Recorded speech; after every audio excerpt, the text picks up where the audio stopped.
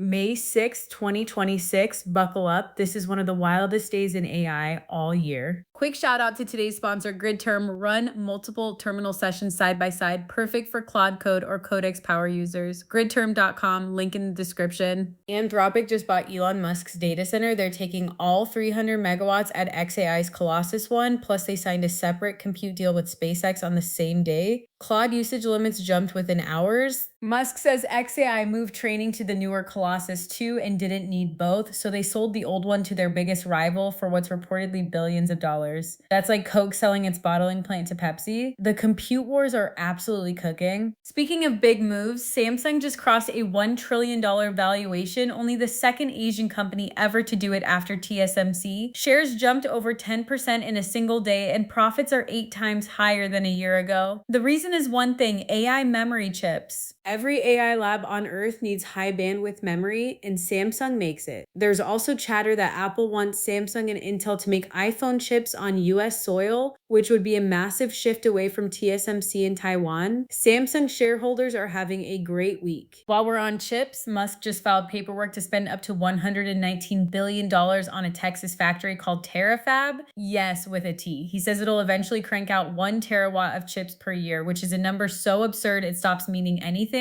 SpaceX, Tesla, and Intel are all in. The chips would feed AI servers, satellites, robots, and yes, Musk's planned data center in space. The combined SpaceX xAI entity is now valued at over $1 trillion and going public next month. Casual stuff. Apple is paying $250 million to settle a class action because the upgraded Siri they advertised in 2024 still doesn't exist. iPhone 15 and iPhone 16 buyers can claim up to $95 per device. Apple Intelligence has been one of the most embarrassing rollouts in recent tech history, and now Apple is literally paying customers because Siri can't do the things their commercials promised. WWDC is on June 8th. Apple, please bring receipts this time. DeepSeek is finally raising real money, and the valuation more than doubled in just weeks. From $20 billion to $45 billion, this is their first ever outside round, and China's state chip investment fund is leading it. DeepSeek is the lab that shocked everyone last year by training top-tier models on a fraction of the compute the US labs use, all running on Huawei chips. Tencent and Alibaba are reportedly joining the round too.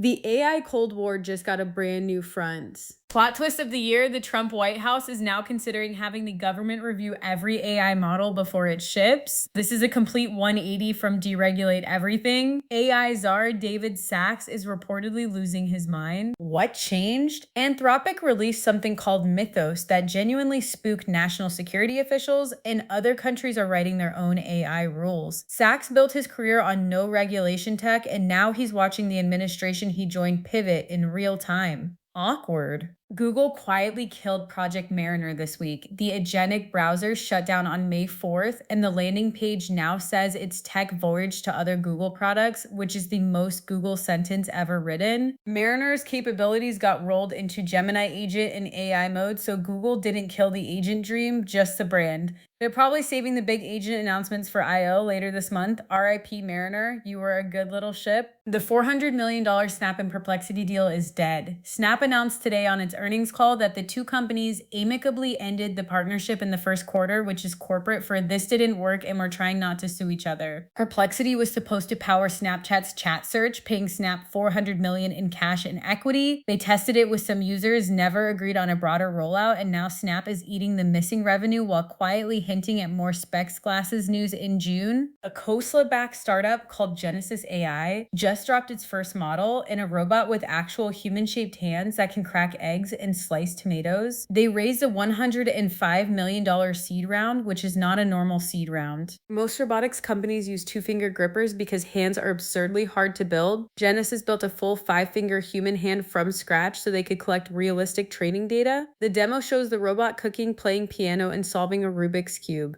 We're cooked, literally. And finally, Google AI overviews will now quote Reddit at you. Yes, the same Google that once told people to put glue on pizza is officially doubling down on social media as a source of expert advice. The new feature pulls quotes from forums and labels them expert advice. which is doing some heavy lifting in that sentence. Google says AI overviews are correct 9 times out of 10 now. The other one out of 10 is going to be amazing. One more time, today's sponsor, GridTerm, the multi-pane terminal for Claude Code and Codex, link in the description. That's today. Smash subscribe so you don't miss tomorrow's chaos.